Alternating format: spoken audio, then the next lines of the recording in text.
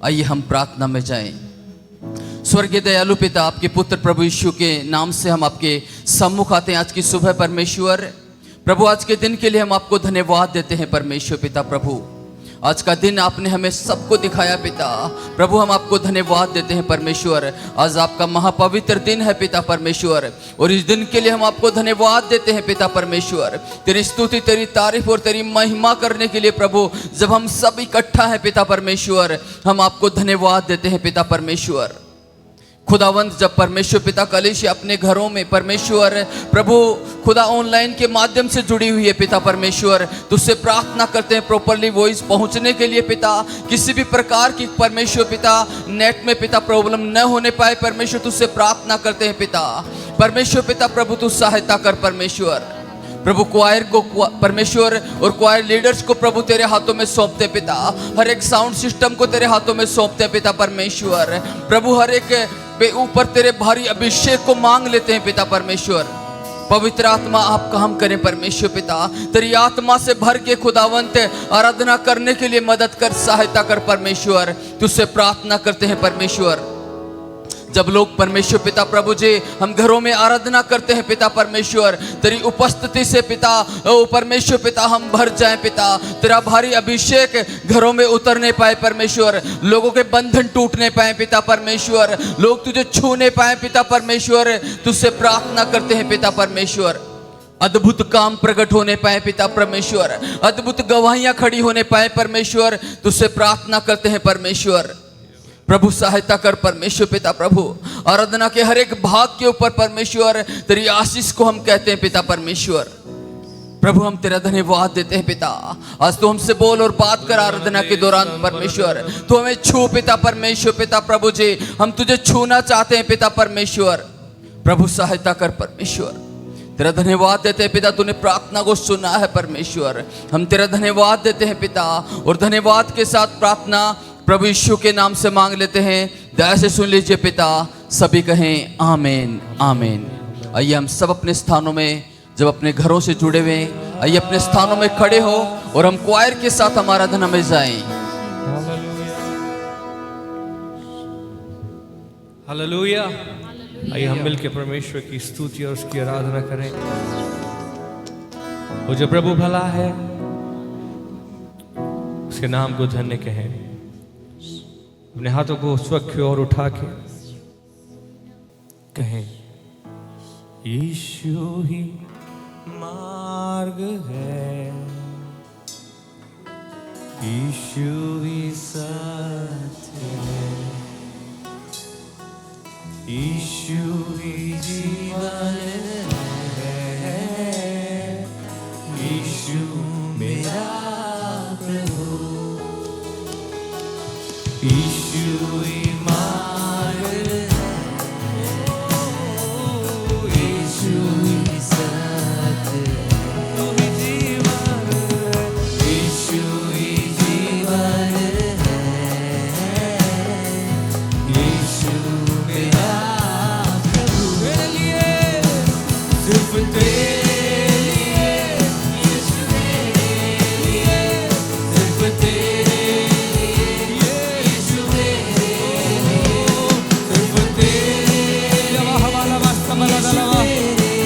तेरे स्वागत करे, पवित्र आत्मा का स्वागत करे। पवित्र आत्मा, पवित्र आत्मा, मुझे ले जा यीशु के चरणों में।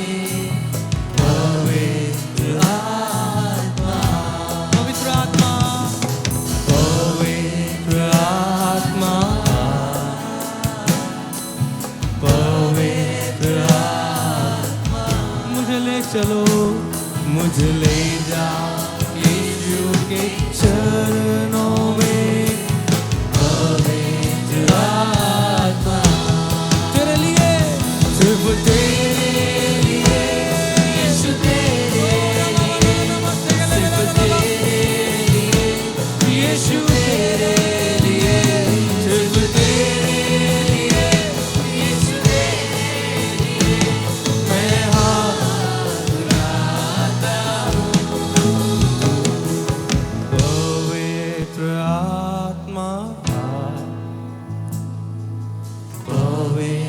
आत्मा मुझे छू लो, मुझे ले जाओ यीशु के चरणों में पवित्र आत्मा मुझे ले चलो, मुझे ले जाओ यीशु के चरणों में पवित्र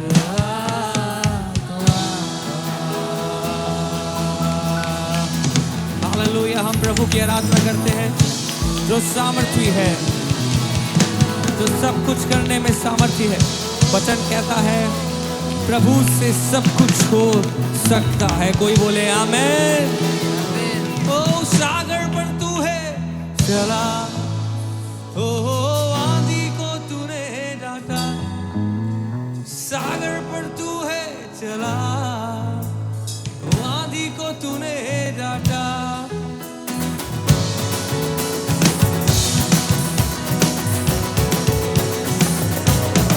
ओ सागर पर तू है चला, आंधी को तूने डांटा। ओ सागर पर तू है चला, आंधी को तूने डांटा ओ शैतान पर पाया विजय, सर्वशक्तिमान शैतान पर पाया विजय, सर्वशक्तिमान। संभव संभव है, सब संभव है, तुझ में सब कुछ संभव है। ओ असंभव, तुझ में असंभव ओ असंभव कुछ भी संभव। संभव है सब तुझ में, तुझ में सब कुछ संभव है। हालेलुया। असंभव तुझ में असंभव, ओ असंभव कुछ भी। तो थाली बजाए,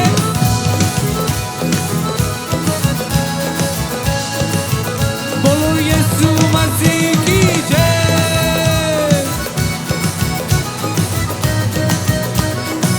विश्वास से गाइएगा। लाल समुंदर भी तुझे देख कर दूर हो गया, ओ लाल समुंदर भी ओ दूर हो गया हाँ प्रभु जी। लाल समुंदर भी यीशु सामर्थ को, दूर हो गया तेरी सामर्थ को। लाल समुंदर भी तुझे ओ देख कर दूर हो गया, यरदन नदी भी तुझे देख कर पीछे हटी, ओ यरदन नदी भी तुझे देख कर पीछे। आनंद से संभव है सब संभव है, हाँ तुझ में सब कुछ संभव है। ओ असंभव तुझ में असंभव, हाँ प्रभु असंभव कुछ भी नहीं हालेलुया। संभव है, सब संभव है, तुझ में सब कुछ संभव है, ओ असंभव तुझ में असंभव, ओ असंभव कुछ भी नहीं।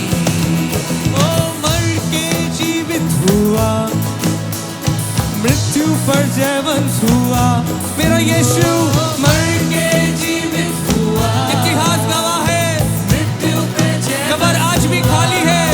ओ मर के जीवित हुआ, यीशु राजा मृत्यु पर जयवंत मृत्यु के डंक को कुचल दिया, मर के जीवित हुआ, ओ मृत्यु पर जयवंत हुआ। गाइए फिर से आएगा वो, रूपांतर देगा हाँ, फिर से आएगा वो, तैयार रहिए, रूपांतर देगा हमें। संभव है सब संभव है, तुझ में सब कुछ संभव है। ओ असंभव तुझ में असंभव, ओ असंभव कुछ भी नहीं जय हो। संभव है, सब संभव है, तुझ में सब कुछ संभव है, असंभव तुझ में असंभव, ओ असंभव कुछ भी नहीं। ताली बजाए।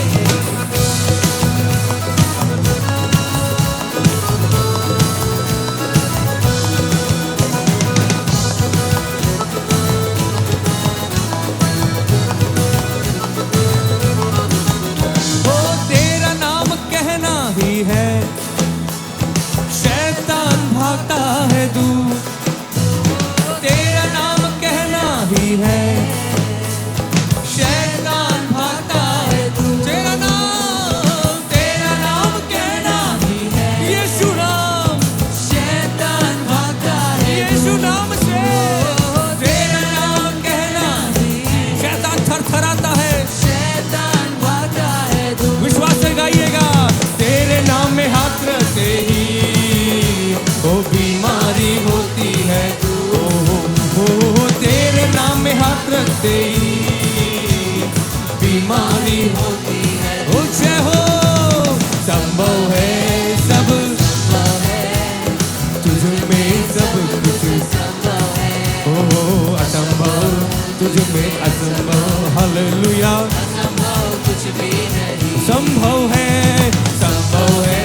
सब संभव है, तुझ में सब कुछ संभव है, असंभव कुछ में असंभव, असंभव कुछ भी नहीं। संभव है सब, हालेलुया। तुझ में सब कुछ संभव ओ रबा शाका बना दरबा से है, असंभव असंभव भी नहीं।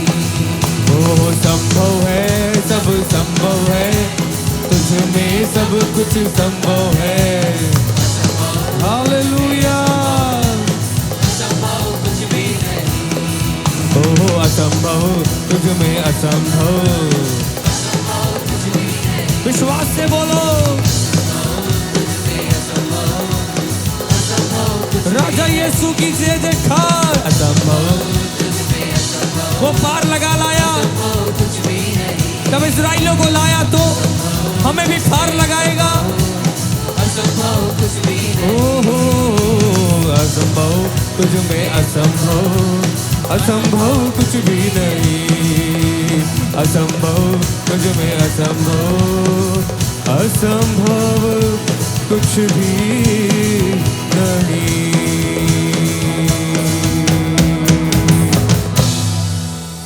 बोलो यीशु मसीह की जय।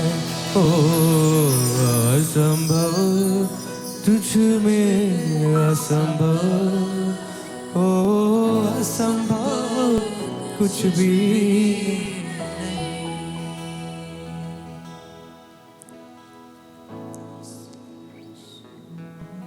पावन पावन सुंदर मेरे यीशु का नाम, पावन पावन सुंदर मेरे यीशु जी का नाम।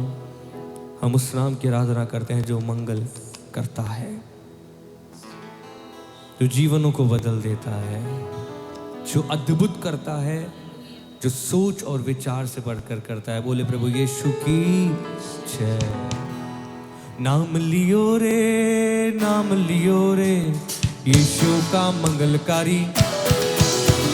नाम लियो रे यीशु का मंगलकारी। ओ नाम नाम नाम नाम लियो रे यीशु का मंगलकारी। जय हो। नाम लियो रे प्रभु यीशु का मंगलकारी। नाम लियो रे। ओ भक्ति वो देगा, शक्ति वो देगा, शक्ति वो देगा, शक्ति वो देगा, भक्ति वो देगा, शक्ति वो देगा। भक्ति वो देगा, शक्ति वो देगा। ओ पावन पावन सुंदर मेरे यीशु जी का नाम। हाँ। पावन सुंदर मेरे, जय जय जय जय। पावन पावन सुंदर मेरे यीशु का नाम। पावन पावन सुंदर मेरे, पावन पावन पावन पावन पावन पावन सुंदर मेरे, यीशु का नाम। पावन पावन सुंदर मेरे यीशु जी का नाम। सुंदर मेरे यीशु का नाम। पावन पावन सुंदर मेरे यीशु जी का नाम। नाम लियो रे हो, नाम लियो रे, ओ यीशु का मंगलकारी नाम। हालेलुया। नाम लियो रे, प्रभु यीशु का मंगलकारी नाम लियो रे। ओ शांति वो देगा, शक्ति वो देगा। शांति वो देगा, शक्ति नमन बोलिए। ओ शांति वो देगा, शक्ति वो देगा। शांति वो देगा, शक्ति वो शांति, ओ शांति वो देगा, शक्ति वो देगा। शांति वो देगा, शक्ति वो देगा। कौन सा नाम? ओ पावन पावन सुंदर मेरे यीशु जी का नाम। यीशु यीशु यीशु नाम।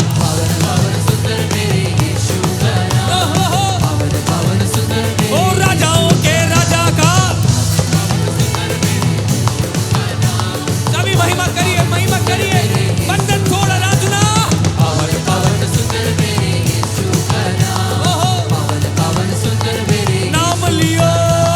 नाम लियो रे, नाम लियो रे, यीशु का मंगलकारी जय हो। नाम लियो रे, प्रभु यीशु का मंगलकारी नाम लो। लियो रे, नाम लियो रे, यीशु का मंगलकारी नाम। हालेलुया।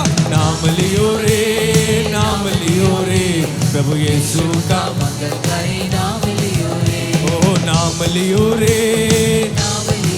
रिवी बोलो वो सकोरो बोलावा वो नाम, ओहो नाम लियो रे। रिखाबाना खाला मसे ओ पाप हरेगा, ताप हरेगा, पाप हरेगा, ताप हरेगा, ओ पाप हरेगा, ताप हरेगा, पाप हरेगा, ताप बोलिए बोलिए। ओ पाप हरेगा, ताप हरेगा, पाप हरेगा, ताप हरेगा, ओ पाप हरेगा, ताप हरेगा। पाप हरेगा, ताप कौन वो नाम है? अरे पावन पावन सुंदर मेरे यीशु जी का नाम। पावन पावन सुंदर मेरे यीशु नाम। पावन पावन सुंदर मेरे यीशु जी का नाम। पावन पावन सुंदर मेरे ओ यीशु यीशु यीशु नाम। पावन पावन सुंदर मेरे यीशु जी का नाम। पावन पावन सुंदर ओ मेरे हालेलुया। पावन सुंदर मेरे याला बाला याला ला बासगना बला दला बला दला बला गेले ले। ओ हालेलुया। पावन पावन सुंदर मेरे यीशु नाम। पावन पावन सुंदर ओ मेरे हालेलुया। पावन पावन सुंदर मेरे यीशु जी का नाम। पावन पावन सुंदर मेरे यीशु जी का नाम। पावन पावन सुंदर मेरे यीशु जी का नाम। पावन सुंदर मेरे यीशु ओ पावन पावन सुंदर मेरे यीशु जी का नाम। पावन पावन सुंदर ओ जय हो। पावन पावन सुंदर मेरे यीशु जी का नाम। पावन पावन शंबल गले रथे रंदल लवा जय हो। यीशु राजा ओ प्रभुओं के प्रभु, विनती सुनने वाले तेरी जय हो। पावन पावन सुंदर मेरे यीशु यीशु यीशु यीशु। पावन सुंदर मेरे शाखा वाला दला से हालेलुया। पावन सुंदर मेरे ओ लिखा वाला गोरो रे बोला से के माना दे रे मा यंगलगा रिगुंदुरु बुसी कियंदलवा यीशु नाम। वो नाम सारे दुखों को हरने वाला नाम, पावन सुंदर मेरे अद्भुत करने वाला नाम, पावन सुंदर मेरे चंगा करने वाला नाम, पावन सुंदर मेरे छुटकारा देने वाला नाम, पावन सुंदर मेरे अद्भुत करने वाला नाम, पावन सुंदर मेरे दुखों को हरने वाला पावन सुंदर मेरे यीशु यीशु यीशु नाम। पावन सुंदर मेरे यीशु जी का नाम। पावन पावन सुंदर मेरे यीशु जी का नाम। पावन सुंदर मेरे यीशु का नाम। ओ पावन पावन सुंदर मेरे यीशु जी का नाम। पावन पावन सुंदर मेरे यीशु जी का नाम।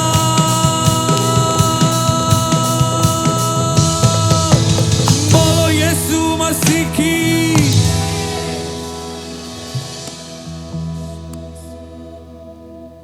पावन पावन सुंदर मेरे यीशु जी का नाम।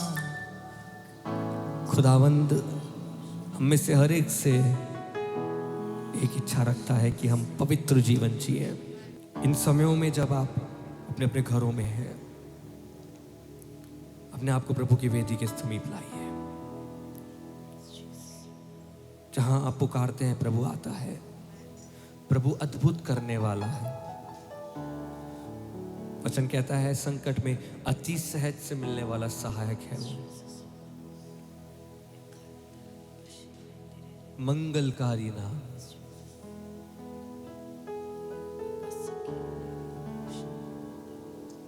पाप और ताप हटा देता है, श्रापों से हमें आजाद करता है वो नाम यीशु का नाम।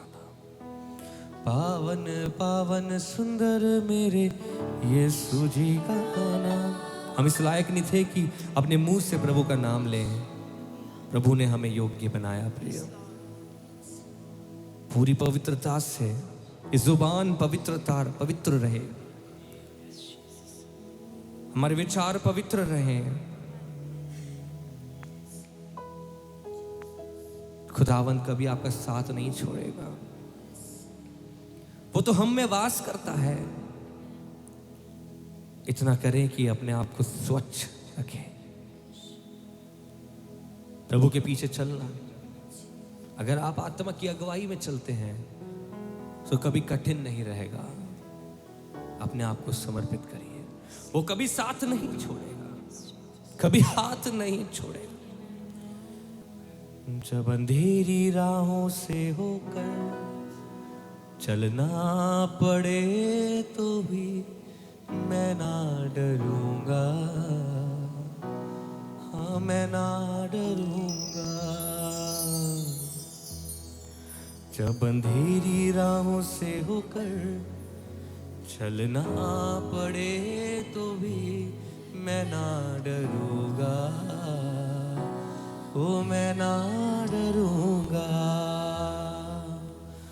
मेरा गढ़ भी तू ही है, तुझ ही में मैं छिप जाऊंगा। मेरा गढ़ भी, कहिएगा, तू ही है, तुझ ही में मैं छिप जाऊंगा। ओ मेरी सुरक्षा तू ही है, ओ मेरा भरोसा तू ही है। मेरी सुरक्षा, हाँ मेरी सुरक्षा तू ही है, ओ मेरा भरोसा, मेरा भरोसा तू ही है। ओ तेरी जय, तेरी जय, तेरी जय, तेरी जय, तेरी जय, तेरी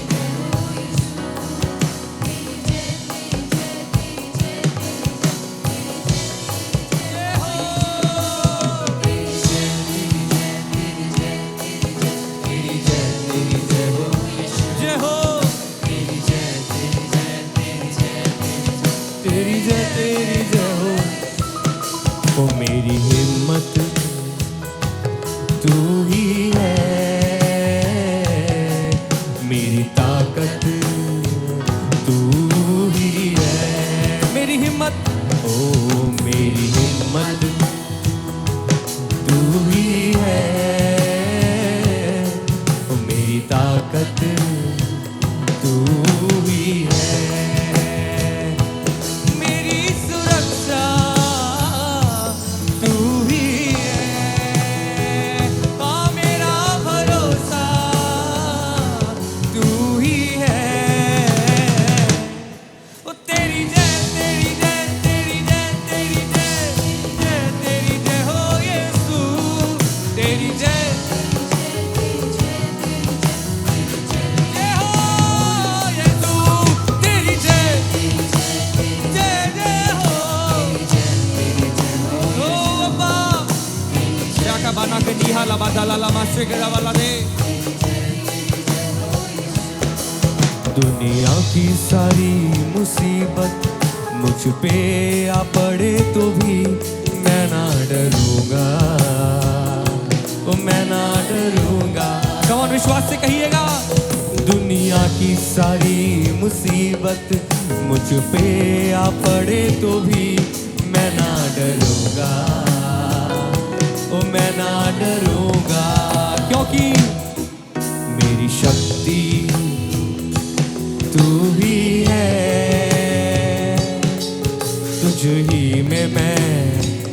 बल पाऊंगा। मेरी शक्ति, हाँ मेरी शक्ति तू ही है, तुझ ही में मैं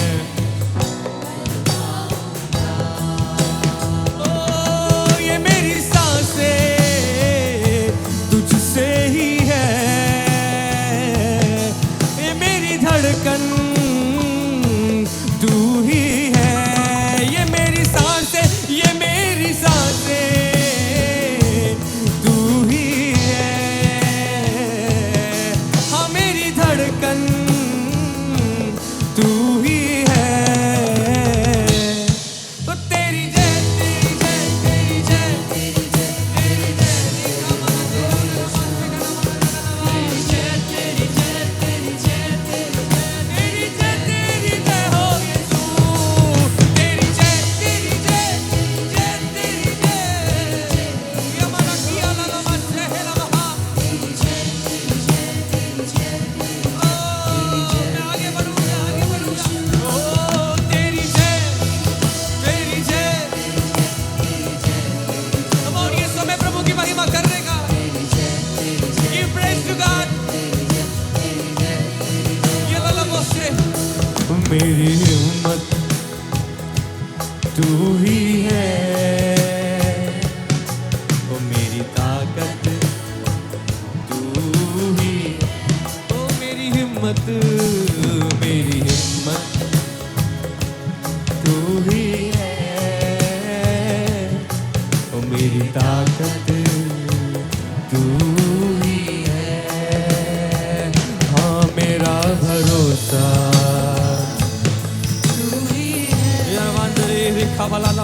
मेरा भरोसा।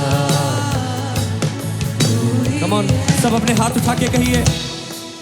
तेरी जय तेरी जय तेरी जय तेरी जय तेरी जय, Come on, ऊंचे स्वरों में पूरे बल के साथ मेरी रग रग तेरी महिमा गाए। तेरी जय तेरी जय तेरी जय तेरी जय तेरी जय तेरी जय हो यीशु। ओ अब्बा, तेरी जय तेरी जय तेरी जय तेरी जय तेरी जय, तेरी जय हो यीशु। दुनिया की सारी मुसीबत मुझ पे आ पड़े तो भी मैं ना डरूंगा, मैं ना डरूं। विश्वास से वचन को थाम के आगे ही आगे बढ़ूंगा प्रभु। मेरा प्रभु कोई छोटा नहीं है, सीमित नहीं है, कोई चीज मेरे प्रभु के सामने असंभव नहीं है। मैं ना डरूंगा, मैं ना डरूंगा। क्या आप कहेंगे मिलके? दुनिया की सारी मुसीबत मुझ पे आ पड़े तो भी मैं ना या रब या मस डरूंगा। मेरी शक्ति तू ही है, तुझ ही में मैं बल पाऊंगा।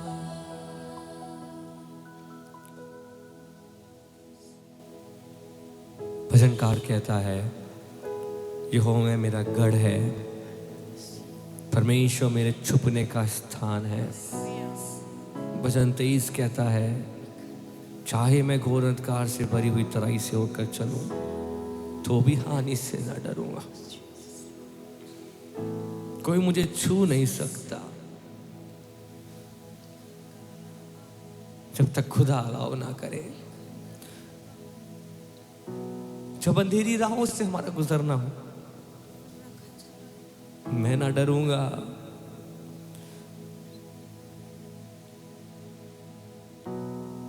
मैं ना डरूंगा, ना घबराऊंगा। यहोवा राफा भरोसा भरोसा है मेरा। बोलिएगा, मैं ना डरूंगा ना घबराऊंगा, यहोवा राफा भरोसा है मेरा। ओ मैं ना डरूंगा ना घबराऊंगा, यहोवा राफा भरोसा है। आपका भरोसा प्रभु पे हो। ओ मैं ना डरूंगा ना घबराऊंगा, यहोवा राफा भरोसा है मेरा। यीशुआ यीशुआ यीशुआ यीशुआ यीशुआ यीशुआ ओ यीशुआ यीशुआ। परम प्रधान, तेरी शरण में हम आते हैं, इस देश को तेरे चरणों में लाते हैं प्रभु। मांगते हैं कृपा, छुटकारा इस देश का तमाम कुरीतियों से, तमाम उन विचारधाराओं से जिस देश को बढ़ने से रोकती हैं। Yes, we pray for complete deliverance. हम पूरी आजादी की प्रार्थना करते हैं। तूने कहा मांगो ताकि तुम्हारा आनंद पूरा हो। हम मांगते हैं इस देश की आजादी, हम मांगते हैं छुटकारा प्रभु, हम मांगते हैं प्रभु ये देश बचाया जाए, आजाद किया जाए।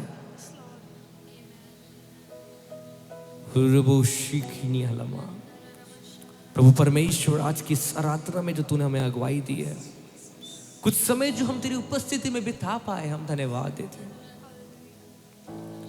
तेरी अगुवाई प्रभु हम पे बनी रहे।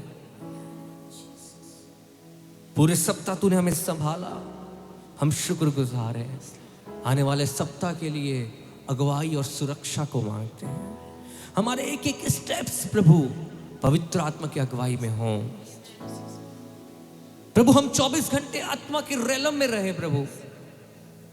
खुदावंद, हम प्रार्थना करते हैं यीशु की लहू की सुरक्षा हर विश्वासी पे, हर कलीसिया पे मांगते हैं प्रभु। जैसे तूने मूसा को बचाया और अपनी सेवा उसके जीवन से ली, हम प्रार्थना करते हैं ऐसे ही प्रभु हमारे जीवन से भी तेरी सेवाएं पूरी होने पाए। जैसे तूने उसे संभाला, हमें भी संभाल प्रभु। हमारी रक्षा करे प्रभु। इस भारत की कलीसियाओं पे तेरी कृपा मांगते हैं पिता। तमाम मंत्रीगणों पे, राजपद पे बैठे हुए तमाम लोगों पे तेरी कृपा मांगते हैं। उन्हें आशीष करें प्रभु। उन पे तेरी कृपा बनी रहे, उन पे तेरी दया बनी रहे प्रभु। उन पे उद्धार बोलते हैं हम, उन पे यीशु के नाम से कल्याण बोलते हैं प्रभु। प्रभु परमेश्वर, राजपद को अच्छी रीति से संभालने के लिए तेरी कृपा उन पे बनी रहे। ये भारत को उन्नति पे ले जाने के लिए तू उनकी अगुवाई कर प्रभु। प्रभु परमेश्वर, हम हमारे आस पड़ोसियों के लिए ब्लेसिंग्स बोलते हैं प्रभु। हमारे साथ कार्यरत लोगों के लिए आशीष बोलते हैं पिता परमेश्वर। सब पे तेरी दया बनी रहे प्रभु परमेश्वर। जो तेरे दास लोग इस समय जेल खानों में हैं, उनकी आजादी के लिए प्रार्थना करते हैं। जो भूखे लोग हैं, जिनके पास वस्त्र पहनने के लिए नहीं है, उनके लिए हम दया मांगते हैं। तो उनकी भी सुधि ले प्रभु। वो जो अस्पतालों में पड़े हैं, उनकी तू सुधि ले पिता। इस भारत पे कृपा कर, तेरा नाम महिमा पाए। तू बढ़ता जा और हम घटते चले जाए। वचन की सेवा पे तेरी कृपा मांगते हैं। तेरी अगुवाई रहे प्रभु। हम घटे और तू बढ़े हमारी इच्छा और अभिलाषा है। आराधना कराने वाले पूरे दल को जो तूने आराधना करने के लिए बल दिया, अगुवाई देने के लिए शक्ति दी, मन दिया, हम तुझे धन्यवाद देते हैं। निरंतर आत्मा की अगुवाई में रहने के लिए हमारी मदद करे। सारी बातों को तेरे हाथ में सौंपते यीशु नासरी के नाम से इस प्रार्थना को मांगते हैं। दया से सुने और कबूल कर ले पिता, आमीन आमीन। हालेलुया। कृपया बैठ जाएं और हम इस समय जरूरी सूचनाओं को पहले सुनेंगे।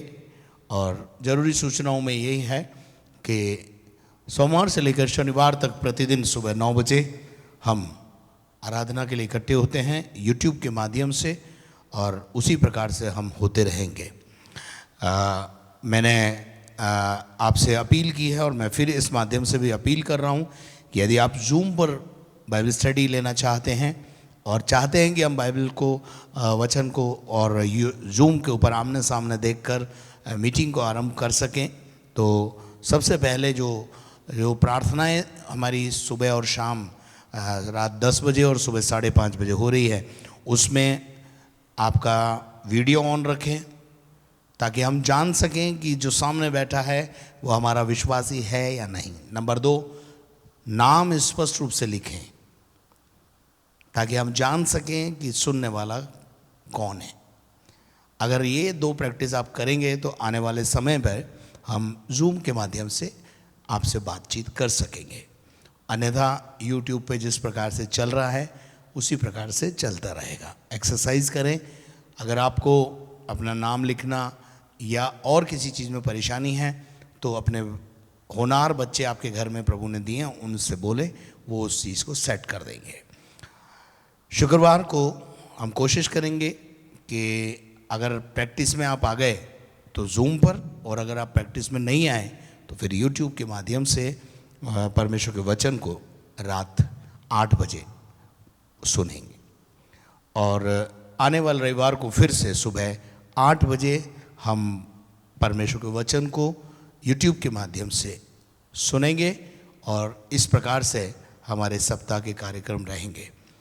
यदि आप व्यक्तिगत रूप से मुझसे आकर मिलना चाहते हैं तो आप आकर या फ़ोन करके पहले अपॉइंटमेंट ले लें, और मैं अवेलेबल हूँ या नहीं मुझसे या पास्टर नरेश से पूछ लें, और उसके बाद आप आकर मिल सकते हैं।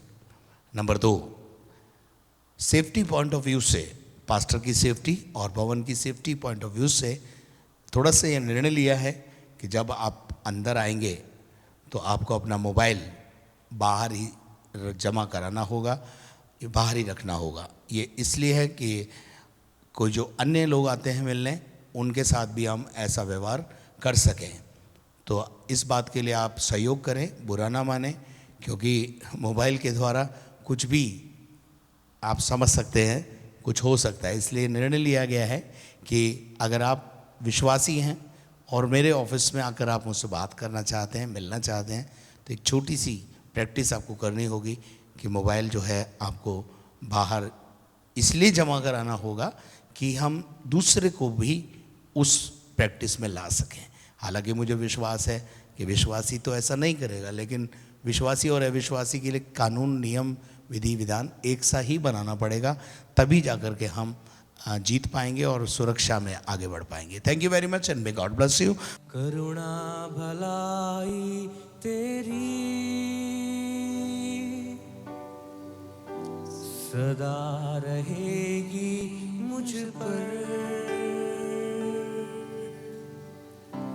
तेरी विश्वास योग्यता देखूंगा मैं उम्र भर। मिलके कहिए, करुणा भलाई तेरी सदा रहेगी मुझ पर, तेरी विश्वास योग्यता देखूंगा मैं उम्र भर। मैं हाथ उठा के, मैं हाथ उठा कर गाऊंगा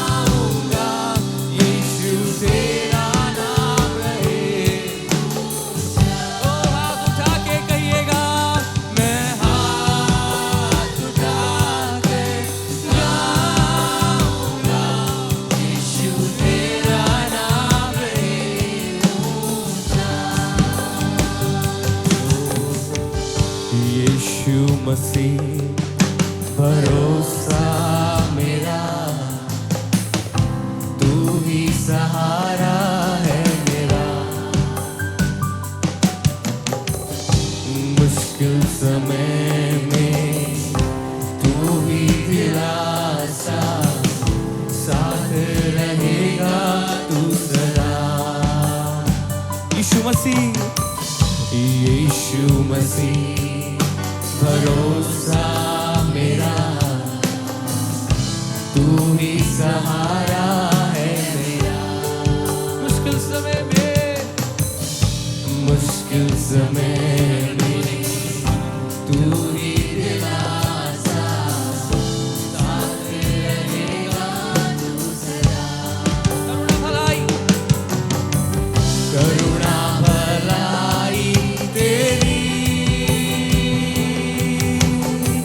सदा रहेगी मुझ पर। तेरी तेरी विश्वास योग्यता देखूंगा मैं उम्र भर। मैं हाथ उठा के, मैं हाथ उठाकर गाऊंगा, यीशु तेरा नाम है ऊंचा। उठा के कहूँगा, मैं हाथ उठाकर गाऊंगा, यीशु तेरा नाम है ऊंचा। come on, आदर और महिमा, ओ आदर और महिमा हो तेरी, तू ही हमारा खुदा। पूरी हो, पूरी हो तेरी मर्जी, आए तेरा राज, ओ आए तेरा राजा। ओ आदर, आदर और महिमा हो तेरी, तू ही है, तू ही हमारा खुदा। पूरी हो तेरी मर्जी, आए तेरा राजा। आइए मिलके हाथ उठा के कहिएगा, हम हाथ उठाकर गाएंगे, यीशु तेरा नाम है ऊंचा। कलीसिया मिलके हाथ उठाते हुए, हम हाथ उठाकर गाएंगे, यीशु तेरा नाम रहे ऊंचा। यीशु नाम, यीशु तेरा नाम रहे ऊंचा। तेरा ही नाम, यीशु तेरा नाम रहे ऊंचा।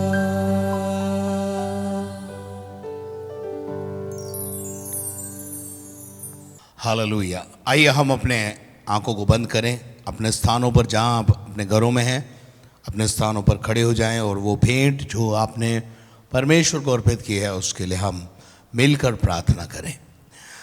जीवित और महान परमेश्वर, मनुष्य क्या है कि तुझे कुछ दे सकता है। मनुष्य को तूने बहुत सारी आशीषों से नवाजा है और हम सब प्रभु तुझसे आशीष पाए हुए लोग हैं। कमाने का बल, शक्ति और सामर्थ तेरी ओर से ही हमको मिला है और प्रभु उसी में से कुछ भाग तेरी सेवा के लिए लेकर आए हैं। हमारे दान, दशवांश और बेटों को स्वीकार कर, हमारे धन्यवाद के बलिदानों को स्वीकार कर और हमें 1000 गुना लौटा कर आशीष देने वाला तू खुदा है, हमें आशीषित कर।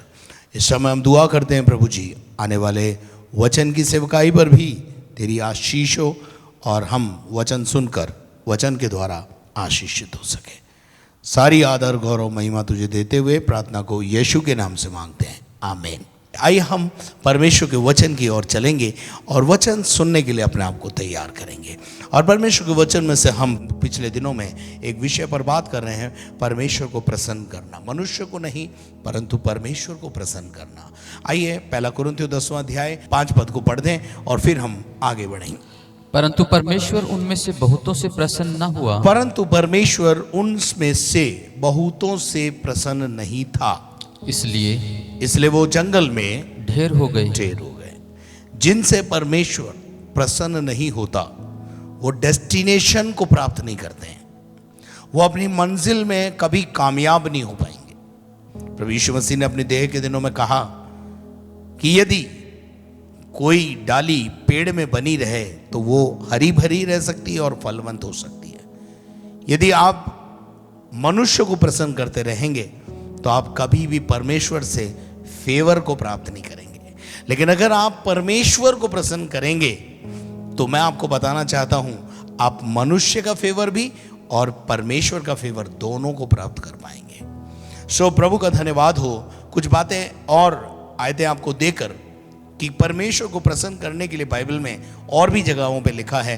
पहला थिस्सलुनीकियों और उसका 2 अध्याय और उसके 4 पद, जब हम पौलुस थिस्सलुनीकियों की कलीसिया को पत्र लिखता है तो वहां पर इस प्रकार से अपने लोगों को वो संदेश देता है। 4 पद कोई मेरे लिए पढ़े। पर जैसा परमेश्वर ने हमें योग्य ठहराकर, जैसा परमेश्वर ने हमें योग्य ठहराया, हम योग्य थे ही नहीं पर उसने हमें योग्य बनाया कि हम उसके बेटे और बेटी बन गए। अब अगर हम उसके बेटे और बेटी बन गए तो योग्य ठहराकर सुसमाचार सौंपा। सुसमाचार हमें क्या करा है? उसने सौंपा है। हमें एक सुसमाचार की सेवकाई के योग्य समझा और हमें सुसमाचार सेवकाई सौंप दिया है। नंबर 2, हम वैसा ही वर्णन करते हैं और हम उस सुसमाचार को, जो सुसमाचार है, उसको हम लाग लपेट नहीं करते, परंतु वैसा ही क्रूस की कथा को हम सुनाते हैं। और इसमें मनुष्यों को नहीं, इसमें हम लोगों को, हम सुसमाचार लोगों को खुश करने के लिए, प्रसन्न करने के लिए नहीं सुना रहे हैं, परंतु परमेश्वर। If we are serving the Lord, अगर हम परमेश्वर की किसी भी प्रकार की कोई भी सेवा कर रहे हैं तो याद रखिए, हम मनुष्य को प्रसन्न करने के लिए नहीं कर रहे हैं, परंतु इससे हम परमेश्वर को प्रसन्न कर रहे हैं। हालेलुया। आप परमेश्वर को प्रसन्न करने के तरीका बताया मैंने आपको कि अगर आप सुसमाचार सुना रहे हैं, सुसमाचार की सेवकाई कर रहे हैं, या कलीसिया में कोई भी सेवकाई या परमेश्वर के राज्य में कोई भी सेवकाई आपको योग्य समझकर परमेश्वर ने दी है या दिलवाई है, और अगर आप उसको ये समझकर कर रहे हैं कि चलो मैं पादरी साहब को खुश करूंगा या जमाने को खुश करूंगा, तो मैं आपको बताना चाहता हूं, you never receive the favour of God. आप परमेश्वर का फेवर कभी प्राप्त नहीं कर सकेंगे। और आपको बता दूं मैं, मनुष्य का फेवर भी आपको नहीं मिलेगा। लेकिन if you are serving the Lord, ये समझकर आप सेवा कर रहे हैं कि मैं सेवकाई कर रहा हूं और परमेश्वर के राज्य के लिए कर रहा हूं, तो निश्चित रूप से आने वाले दिनों में परमेश्वर से आप एक भारी बड़ा अवार्ड और रिवार्ड को प्राप्त करेंगे। मैं मनुष्यों को नहीं, परंतु परमेश्वर को, जो हमारे मनों को जांचता है, जो हमारे मनों को जांचता है, जो हमारे मनों को जांचता है, उसको प्रसन्न करने में लगे हुए, प्रसन्न करते हैं। If we are serving the Lord, we are pleasing the God. हम परमेश्वर को प्रसन्न कर रहे हैं, किसी मनुष्य को दिखाने के लिए नहीं। पढ़िए एक और आयत, इसी 4 अध्याय के 1 पद को। इसलिए हे भाइयों, इसलिए हे भाइयों बहनों, हम तुमसे विनती करते हैं, हाँ, और तुम्हें प्रभु यीशु में समझाते हैं, हाँ, कि जैसे तुमने हमसे योग्य चाल चलना और परमेश्वर को प्रसन्न करना सीखा है। पौलुस कहता है, तुमने मुझसे एक बात को सीखा है। क्या बात है? योग्य चाल चलना। पहली बात वो कह रहा है, एक योग्य चाल। अगर हम एक योग्य चाल चलते हैं तो भी हम परमेश्वर को प्रसन्न करते हैं। और पौलुस कहता है कि ये काम तुमने मेरे से सीखा है, मैं परमेश्वर के योग्य चाल चलता हूं। इसका मतलब क्या है कि वो जैसा चाहता है मैं वैसा चलता हूं। जो नियम विधि विधान परमेश्वर ने दिए मैं उनको पूरा करता हूं। और उसके आगे क्या लिखा है? और जैसा तुम चलते भी हो, हाँ, वैसे ही और भी बढ़ते जाओ। और क्योंकि बस यहाँ लिखा हुआ है, इसलिए भाइयों हम तुमसे विनती करते हैं, तुम्हें प्रभु यीशु मसीह में समझाते हैं कि जैसे तुमने हमसे योग्य चाल चलना सीखा। पौलुस अपने आप को यहाँ पर एक मॉडल के रूप में प्रस्तुत कर रहा है, एक आइडल के रूप में प्रस्तुत कर रहा है, एक एग्जाम्पल है, एक उदाहरण है। और वो कह रहा है जैसा मैं चलता हूं तुम भी मेरी सी चाल चलो। इतना हियाव पूरी बाइबल में किसी को नहीं आया जितना पौलुस ने अपने जीवन में दिखाया, कि पौलुस ने कहा तुम मेरी सी चाल चलो क्योंकि मैं मसीह की सी चाल चलता हूं। और लिखा है और परमेश्वर को प्रसन्न करना सीखा है।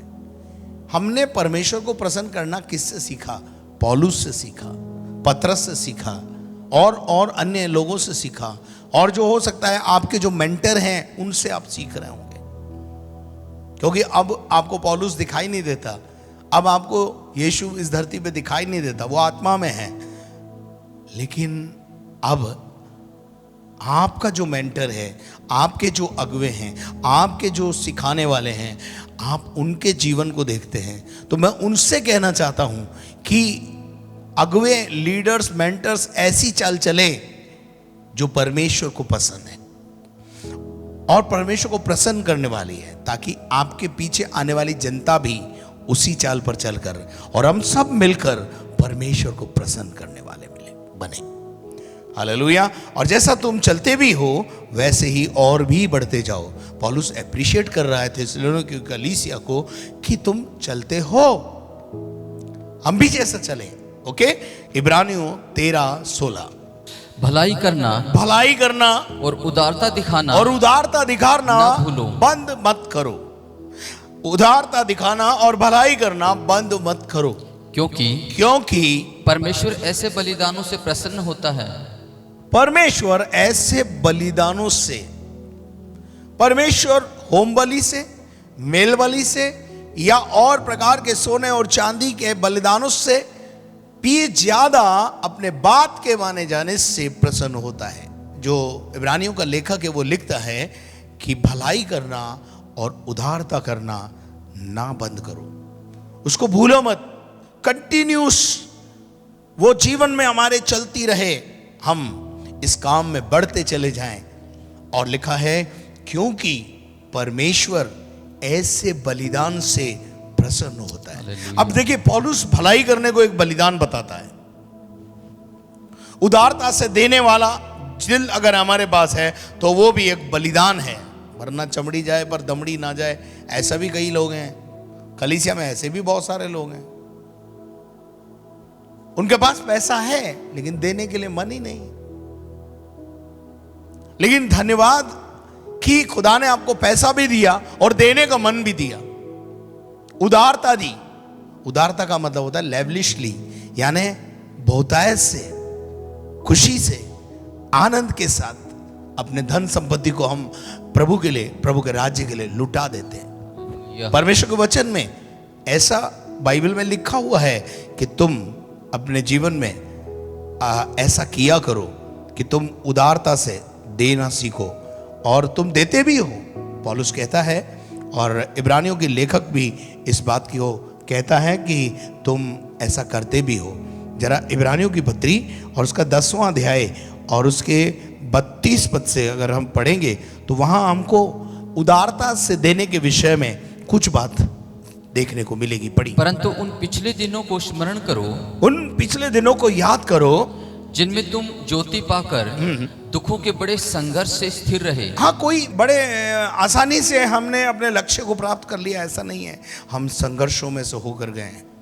ज्योति पाने के बाद भी कई सालों तक हमें ब्रेक थ्रू नहीं मिला, हम तलाशते रहे। पर धन्य है वो जो बने रहे और बने रहने के बाद उनकी लाइफ में एक ब्रेक थ्रू आया। और उसके बाद कभी कभी तो यो कि तुम निंदा और कभी कभी तुमने बहुत निंदा सही, लोगों के ताने सहे, लोगों की लांतान सही, लोगों ने आपको कुफर बका और ये आप चुपचाप खुशी के साथ सहते रहे और क्लेश सहते रहे, तमाशा बने और तमाशा बन गए दुनिया के अंदर। हो ये इन्हें देखो, ये बाइबल लेके जा रहे हैं, ये देखो ये भवन में जा रहे हैं, ये करने जा रहे हैं, ये करते हैं, ये वो करते हैं। कई प्रकार की निंदाएं आपने अपने लाइफ में सही है। और जब आपने निंदा को सहा, और यहां पे लिखा है और उनके भी साजी हुए जिनकी दुर्दशा की जाती थी, जो मसीह के कारण सताए और परेशान किए जाते थे, उनके साथ दिया आपने, उनके साथ, उनके दुख में सुख में, तन से मन से धन से उनका साथ दिया। उसके बाद क्या लिखा है? क्योंकि तुम कैदियों के दुख में भी कैदियों के दुख में भी दुखी हुए, हाँ, और अपनी संपत्ति भी, अपनी संपत्ति भी आनंद से लुटने दी। अपनी संपत्ति को भी क्या कर दिया? उन लोगों के लिए जो कैद में थे, जो दुखी थे, परेशानी के हालात में थे, अपने जीवन से उसको अपने हाथों से लुटा दिया। हम तो विश्वासी जीवन के अंदर इस बात को देखते हैं कि हमारा तो एक ही फॉर्मूला है, जो दिया है ना प्रभु ने हमें ही दिया है, हमारे लिए दिया है, हमारे बाल बच्चों के लिए दिया है। We are not ready to give others, वो हम देंगे नहीं दूसरे को। मेरे अजीजों, प्रभु का वचन कहता है अपनी संपत्ति को आनंद से लुटने दिया, ये जानकर कि तुम्हारे पास एक और भी उत्तम और सर्वदा ठहरने वाली संपत्ति है। आमीन, आमीन, आमीन, हालेलुया। आपको पता है जक्कई नाम का एक व्यक्ति है, जिस दिन गूलर के पेड़ पे चढ़ा हुआ था, यीशु को देखना चाहता था बस। और वो गूलर के पेड़ पे से जब चढ़ा हुआ था, यीशु उस गूलर के पेड़ के नीचे आया और यीशु मसीह ने भीड़ से संबोधित नहीं किया, सीधा जक्कई को बोला, जक्कई नीचे आ, मैं तेरे घर चलूंगा। अब ध्यान से सुनिएगा इस कहानी को, इस घटना को, कि जब यीशु ने उससे कहा कि मैं तेरे घर चलूंगा, अब जक्कई सकते में पड़ गया है। जक्कई को पता है मेरे घर के हालात क्या हैं, मेरे घर में रिश्वत का पैसा पड़ा हुआ है, मैं भ्रष्टाचारी हूं। और शायद लोग जब यीशु मसीह उसके घर जा रहा है तो ताने कस रहे होंगे, देखो ये तो एक भ्रष्टाचारी के घर में जा रहा है, ये अपने आप को पवित्र बोलता है, और इसकी संगति देखो किस लोगों के साथ है। और ये ताने शायद हो सकता है जक्कई ने भी सुने होंगे। और क्या हुआ मालूम है? और उसने निर्णय लिया अपने जीवन में कि वो संपत्ति जो ठहरने वाली नहीं है, उसको मैं आज आनंद से लुटा दूंगा। क्यों लुटा दूंगा? क्योंकि आज मेरी लाइफ में मुझे सदा ठहरने वाली संपत्ति मिल गई। हालेलुया। और वो सदा ठहरने वाली संपत्ति कौन है? यीशु। हालेलुया। अगर आपके पास यीशु है तो आपको जमा करने की जरूरत नहीं है। आमीन।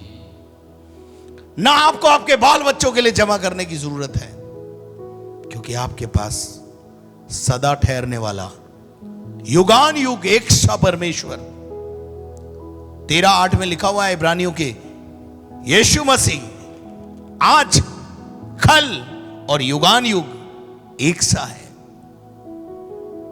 हालेलुया। हालेलुया। वो बदलता नहीं है,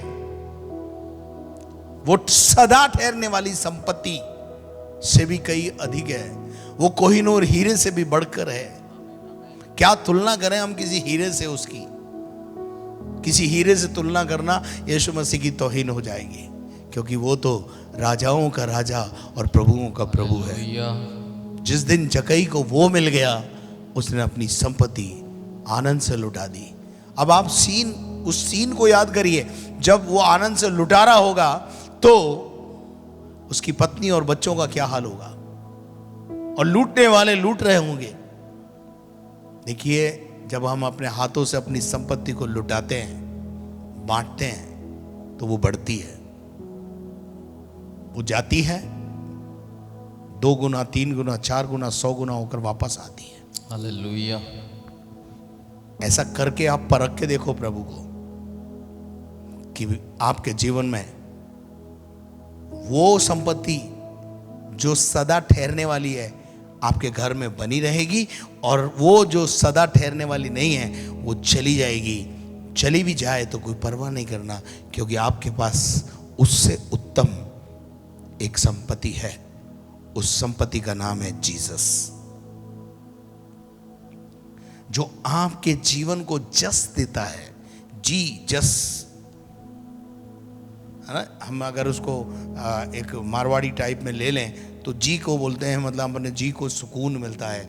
और जस मतलब हम बोलते हैं ना हमको जस नहीं है, लेकिन जब जीसस आता है तो जीसस आता है। हालेलुया। जी जस, हमारे जी को जस आ जाता है। हमारे कई बार हम बोलते हैं ना हम भलाई करते हैं पर हमारे को तो कोई जस ही नहीं मिलता, लेकिन जब जी जस आता है तो जी जस लाता है। अवार्ड और रिवार्ड प्रभु आपको देता है। तो मेरा कहने का मकसद यह है कि परमेश्वर सदा ठहरने वाली संपत्ति आपको देता है जब आप अपनी संपत्ति जो आपने दुनिया में कमाई है उसको आनंद से लुटा देते हैं। दो प्रकार की संपत्ति है। एक वो संपत्ति है जिसको चोर चुरा के ले जाता है, डॉक्टर और वकीलों के पास चली जाती है, पर एक संपत्ति वो है जो सदा ठहरी रहती है। इसलिए यीशु मसीह ने कहा, अपने लिए धन पृथ्वी पर इकट्ठा मत करो, अपने लिए धन स्वर्ग में इकट्ठा करो। जब तुम स्वर्ग में धन इकट्ठा करोगे तो आप आशीष पाओगे। अब मैं आपको आगे ले जाना चाहता हूं यहां से। अभी तक हम बात कर रहे थे कि how can we please the God, हम कैसे परमेश्वर को प्रसन्न कर सकते हैं। पर अब एक सवाल के साथ मैं आगे बढ़ना चाहता हूं, क्या फायदा होगा हमको? क्योंकि हम तो फायदे वाले लोग हैं ना, हम तो फायदा ही पूछते हैं पहले।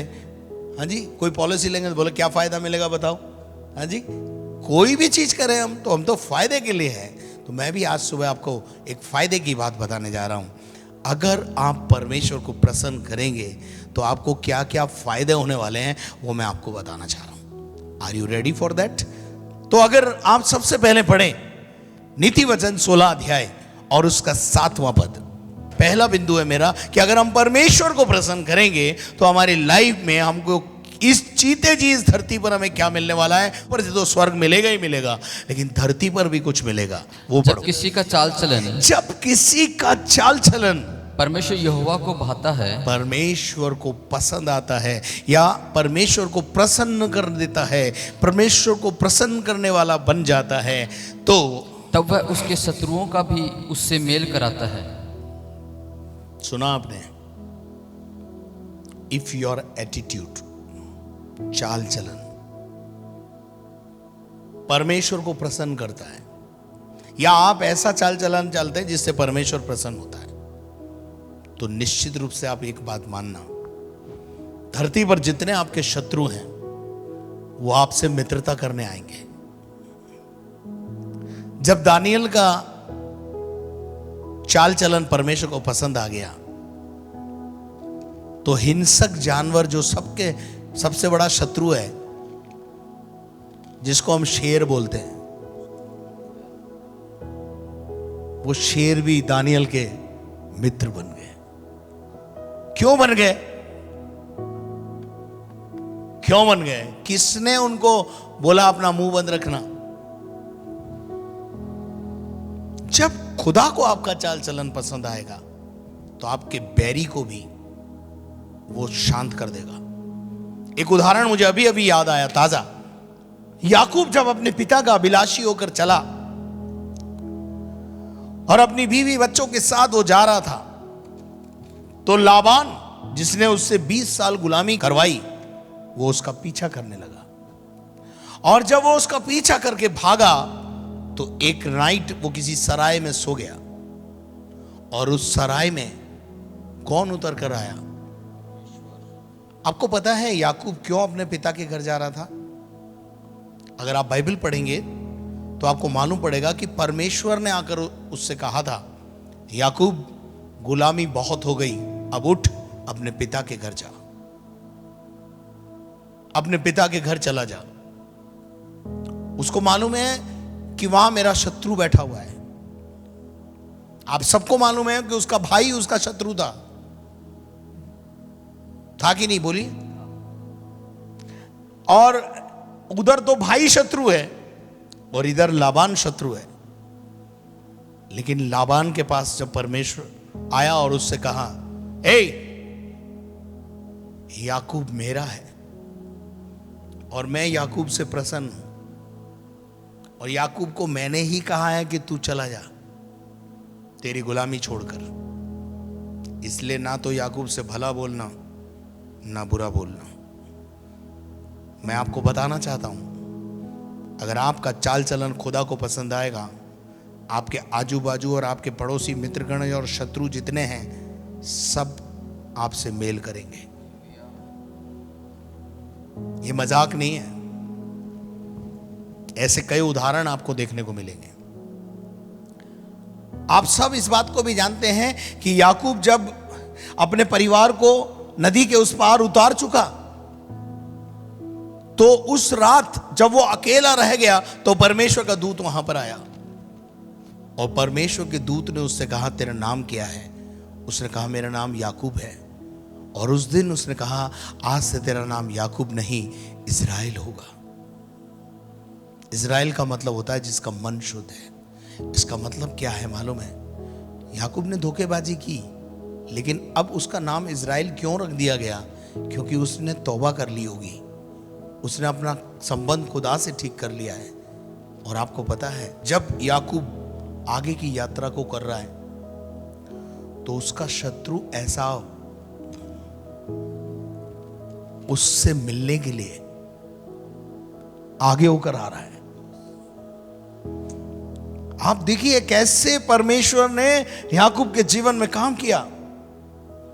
और याकूब जो है उस डर के मारे अपने भाई से मिलने के लिए घबराया हुआ है, परेशान है, और अपनी बुद्धि और अपनी अकल को उसने लगाया है। और वो जो है क्या कर रहा है कि आगे पीछे पीछे आगे कुछ कुछ कर रहा है।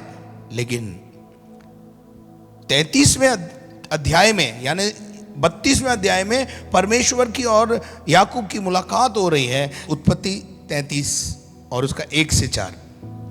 याकूब ने आंखें उठाकर ये देखा।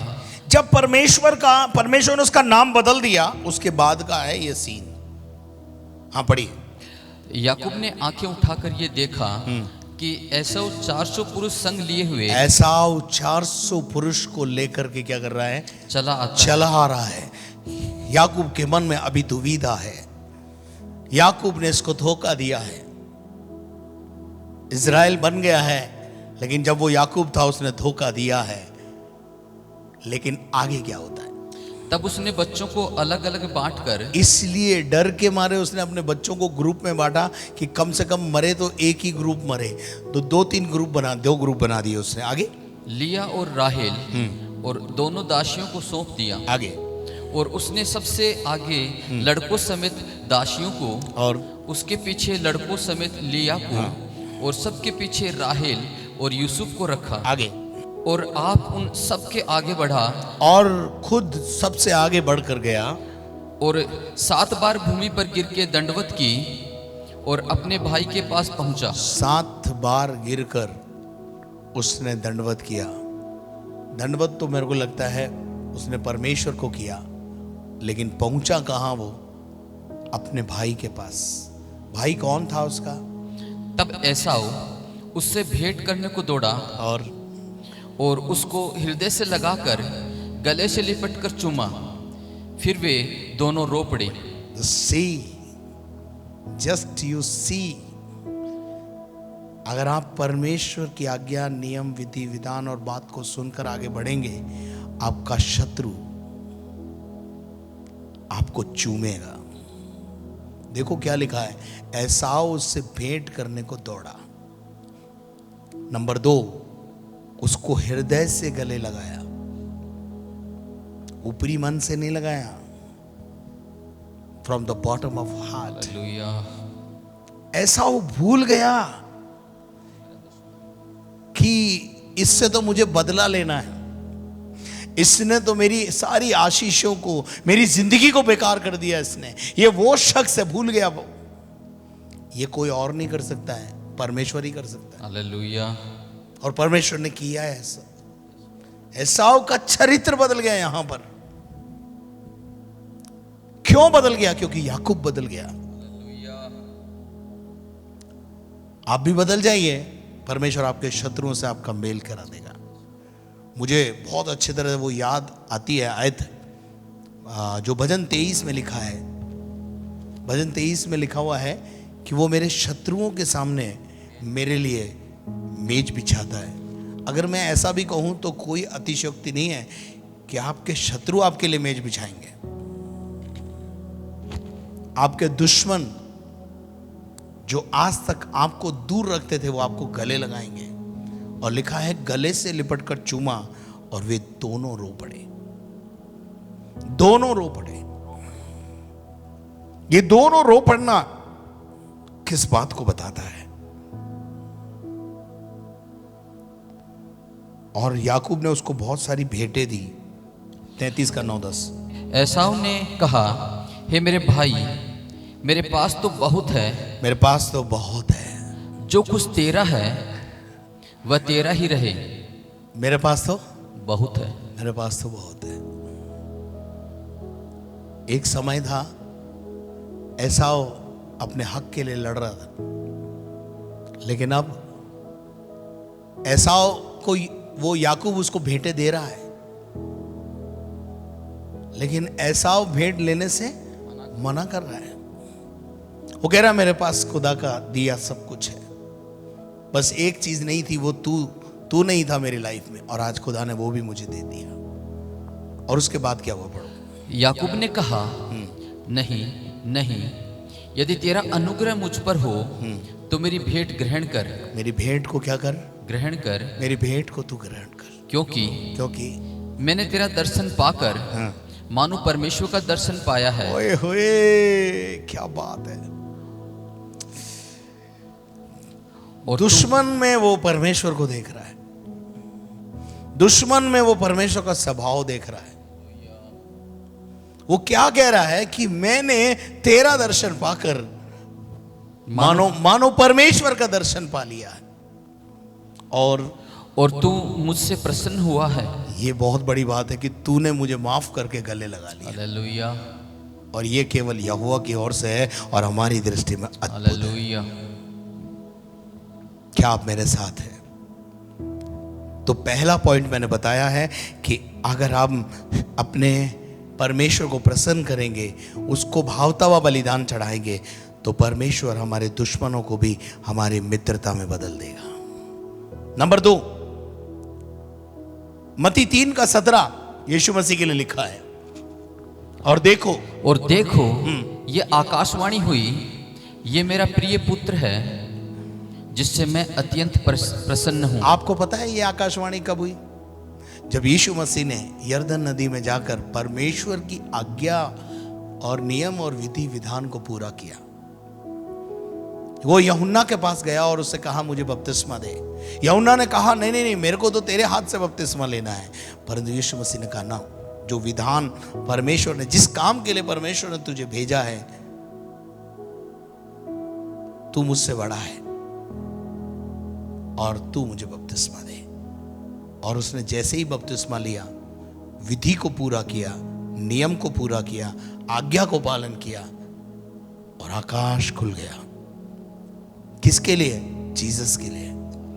अगर यीशु के लिए आकाश खुल सकता है तो विश्वासियों, विश्वास करो, आपके लिए भी आकाश खुल सकता है। आमीन, हालेलुया। लूका रचित सुसमाचार 9 अध्याय उसका 35 पद पढ़िए। आज्ञा पालन से आकाश खुलता है,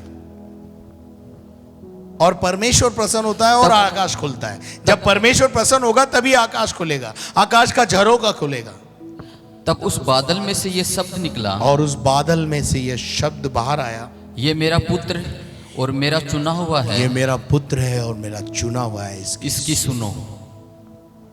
आकाशवाणी हुई, आकाश से आवाज आई। यीशु मसीह जब जब परमेश्वर को प्रसन्न करता था, आकाश खुलता था, आकाश का झरोखा खुलता था।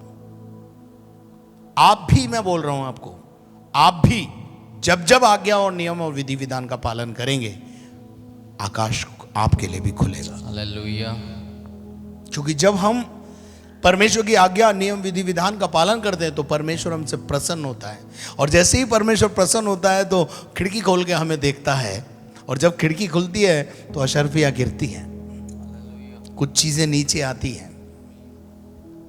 और उसके बाद एक और आयत हम पढ़ेंगे, मलाकी नबी की किताब 3 अध्याय 10 से 12। परमेश्वर क्या कहता है वहां पर? सारे दशमांश भंडार में ले आओ सारे दशमांश भंडार में ले आओ कि मेरे भवन में मेरे भोजन भवन वस्तु रहे। मेरे भवन में भोजन वस्तु रहे। अभी आप बोलेंगे साहब भवन तो खुल ही नहीं रहे हैं, तो हम दशमांश कैसे लाके डालें? हाँ, अभी आपको बोला ना कि आकर के मिलो, मिल सकते हो आप आकर के और अपने दान दशमांश भेंटे लाकर प्रभु को चढ़ा सकते हैं। हालेलुया। क्योंकि भवन बंद है पर भवन में स्टाफ बराबर आ रहा है, काम बराबर चल रहा है, ऑनलाइन काम चल रहा है, आने वाले दिनों में ऑफलाइन भी होगा। हालेलुया। विश्वास आमीन। कीजिए, आमीन। प्रभु काम करेगा। हालेलुया। तो प्रभु का वचन कहता है सारे दशमांश भंडार में ले आओ। और सेनाओं का यहोवा ये कहता है हाँ, कि ऐसा करके मुझे परखो, ऐसा करके मुझे परखो, मैं प्रसन्न हो जाऊंगा। और मैं जैसे ही प्रसन्न होऊंगा कि मैं आकाश के झरोखे हाँ, तुम्हारे लिए खोलकर आकाश का झरों का तुम्हारे ऊपर अपरंपार आशीष की खिड़की वर्षा खोल करता कर हूं कि आशीष नहीं। देता है, हालेलुया। दिल खोल कर आशीष देता है। लोग दांतों तले उंगली दबाते रहते हैं, परमेश्वर काम करता है। पढ़िए। मैं तुम्हारे लिए हाँ, नाश करने वालों को ऐसा घुड़कूंगा। मैं तुम्हारे को नाश। देखिए सबसे मेन बात क्या है, जब हम अपने दान दशमांश और भेंटों को बराबर प्रभु को देते हैं, बराबर का मतलब समझते हैं ना, कम नहीं तोलते हैं, कम हमारे लिफाफे में सच्चाई होती है, तब परमेश्वर हमारे लिए नाश एक काम करता है। और वो काम क्या है मालूम है? हमें मिटाने वाले, हमें नाश करने वाले, हमें बर्बाद करने वाले जो शत्रु चारों तरफ हमारी तरफ घूमते हैं, उनसे निपटना शुरू करता है। उनको हमारे प्रति नम्र और दीन बना देता है। मैं तुम्हारे नाश करने वालों को ऐसा घुड़कूंगा कि वह वो तुम्हारी भूमि की उपज नष्ट न करेगा। हमारे बाल बच्चों तक, हमारे गाय बैल भेड़ बकरियों तक, हमारे व्यापार तक, हालेलुया। वो जो हानि करने के लिए आने वाले हैं, क्योंकि हमने खुदा का भाग खुदा को देकर प्रसन्न कर दिया है, इसलिए अब वो हानि करने वाला हमारे खेत तक पहुंच नहीं पाएगा, हालेलुया। आमीन। हमारे बिजनेस पर पहुंच नहीं पाएगा।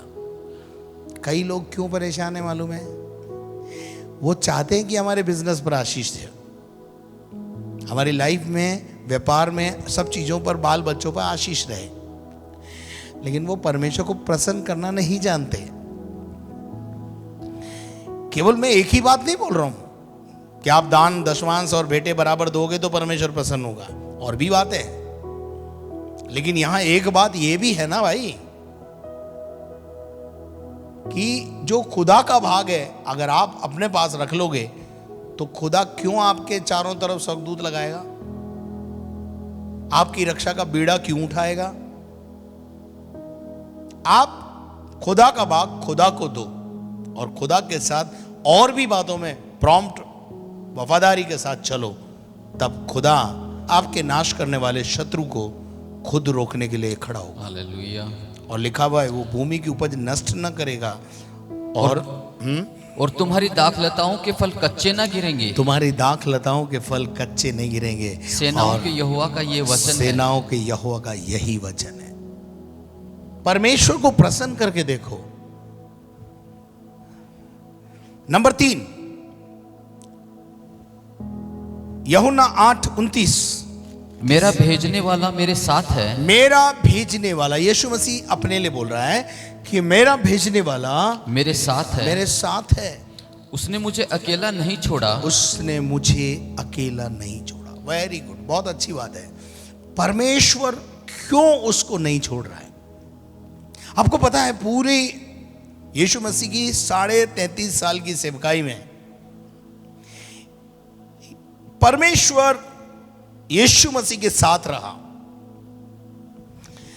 क्रूस कलवरी पर एक बार यीशु मसीह ने यह भी कहा, हे मेरे परमेश्वर, हे मेरे परमेश्वर, तूने मुझे क्यों छोड़ दिया? यहां लिखा है उसने मुझे अकेला नहीं छोड़ा। क्रूस कलवरी के ऊपर वो जब वचन बोल रहा है, 7 वचन में से एक वचन ये भी है, हे मेरे परमेश्वर, हे मेरे परमेश्वर, तूने मुझे क्यों छोड़ दिया? छोड़ने का कारण क्या था? यीशु मसीह पर हमारे पापों का बोझ, हमारे श्रापों का बोझ जब उस मेमने पर लाद दिया गया, तब परमेश्वर उससे थोड़ा सा अलग हुआ। क्योंकि परमेश्वर और पाप के बिल्कुल नहीं बनती। इस बात को भली भांति आप भी समझ लें। इफ यू आर कमिटिंग सिन, अगर आप किसी प्रकार के पाप में हो तो आप भूल जाओ परमेश्वर आपके साथ है। लेकिन अगर आप वफादारी, ईमानदारी से प्रभु के साथ चल रहे हैं तो यह बात 100% है, परमेश्वर आपके साथ है। हालेलुया। सिचुएशन कोई भी हो। यूसुफ की क्या सिचुएशन थी? पोतीफर के घर से जेल खाने में पहुंच गया, लेकिन नीचे लिखा है परमेश्वर उसके वहां जेल खाने में भी उसके साथ था। कई बार हमें लगता है हमारे परसिक्यूशन में, हमारे संकट के समय में, हमारे जेल खाने में जाने के समय में परमेश्वर ने हमें छोड़ दिया है। परंतु ये याद रखना, यूसुफ को जेल में भी परमेश्वर ने छोड़ा नहीं था। हालेलुया। जेल खाने में भी परमेश्वर उसको प्रभावशाली बनाया और सीधा जेल से महल का रास्ता दिखाया। परमेश्वर अपने धर्म में दाहिने हाथ से हमें संभाले रहता है। अब यहां पर वो क्या कहता है? मेरा भेजने वाला मेरे साथ है, उसने मुझे अकेला नहीं छोड़ा। क्यों नहीं छोड़ता? क्योंकि मैं सर्वदा वही काम करता हूँ, मैं सर्वदा वही काम करता हूं जिससे वो प्रसन्न होता है। हालेलुया। क्या यह आयत आपके लिए काफी नहीं है? क्या यह आयत आपको प्रेरणा नहीं दे रही?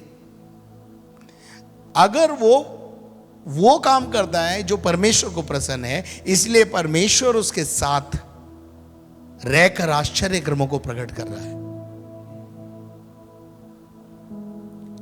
आज इस आयत से आप एक फॉर्मूला है, उसको अपने जीवन में ले लें। परमेश्वर को प्रसन्न करें, खत्म बात। परमेश्वर आपके साथ रहेगा। अगर मैं ऐसा कहूं तो कोई अतिशयोक्ति नहीं है। You receive the favour of God. आप परमेश्वर का अनुग्रह प्राप्त करेंगे। इसी के साथ मत्ती 26 का 6 से 10 पढ़िए। जब यीशु बेतनिया में सेमोन कोढ़ी के घर में था, हाँ। तो एक स्त्री संगमरमर के पात्र में बहुमूल्य इत्र लेकर उसके पास आई।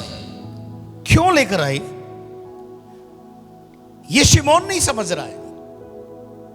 आप प्रभु के लिए क्यों कर रहे हो, ये लोग नहीं समझेंगे, ये तो आप ही समझेंगे। ये तो वो स्त्री ही जानती थी कि वो जो 300 दिनार का इत्र लेकर के आई थी, और लोग उसके विरोध में खड़े हो गए। पढ़ो।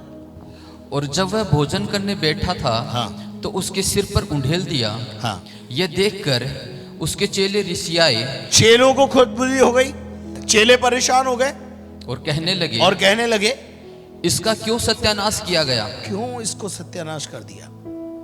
क्यों इसको फालतू में बहा दिया? कोई जरूरी था क्या ये 300 दिनार का इत्र इसके सर के ऊपर फोड़ा जाए? इसे तो अच्छे दाम पर बेचकर कंगालों को बांटा जा सकता था। कंगालों को, गरीबों की चिंता हो रही है। कई लोग परमेश्वर के लिए देते हैं और खुल के देते हैं और अच्छे से देते हैं। देने वाला दे रहा है, लेकिन पड़ोसी के दर्द होता है, अन्य विश्वासियों के दर्द होता है, इतना क्यों दे रहे? कई बार मैंने ऐसा सुना है, अरे देने वाला इसलिए दे रहा है कि परमेश्वर ने उसके जीवन में काम किया है, उसको इस योग्य बनाया है। लेकिन कई लोग क्या बोलते मालूम है? पास्टर को क्यों देना है इतना, अब गरीबों को दो। ये एक नई टीचिंग पता नहीं कहां से लाए हैं। सुनो इस गरीबों के विषय में यीशु मसीह ने क्या कहा है। ये जानकर यीशु ने उनसे कहा, हाँ। स्त्री को क्यों सताते हो? इस स्त्री को क्यों सताते हो? मैं यहां पर एक बात बोलना चाहता हूं। कोई समस्या आपके जीवन में आ जाए और एक व्यक्ति मसीहा बनकर आपकी लाइफ में आकर और आपसे आपके विषय में ये कहे, इसे क्यों सता रहा भाई, क्यों परेशान कर रहा है, तो इसका मतलब क्या हुआ मालूम है? वो व्यक्ति आपके फेवर में खड़ा हो गया। अब आप सुनो, कौन फेवर में खड़ा हुआ है? यीशु। हालेलुया।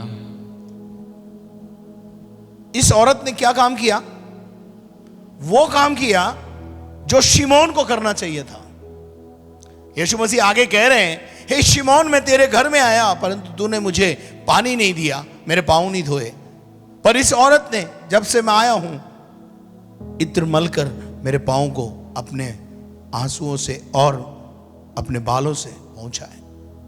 मैं तेरे घर में आया, तूने मुझे चुम्मा नहीं दिया। मैं घर में आया, तूने मेरी डिजायर का ध्यान नहीं रखा। पर इस औरत ने वो किया और यीशु मसीह का फेवर उसको मिला। Hallelujah. If you want to receive the favor of God, please the God. परमेश्वर को प्रसन्न करना शुरू करो। उसने मेरे साथ भलाई की है। उसने मेरे साथ भलाई। इसे क्यों सता रहे हो? ये जो वर्ड है ना, इसे क्यों सता रहे हो? ये बताता है कि यीशु उसके फेवर में आ गया, हालेलुया। फेवर में उतर गया। मैं आपसे कहना चाहता हूं, आज बहुत सारे लोग हैं जो देने वालों को देने नहीं देते। वहां इतना देने की क्या जरूरत है?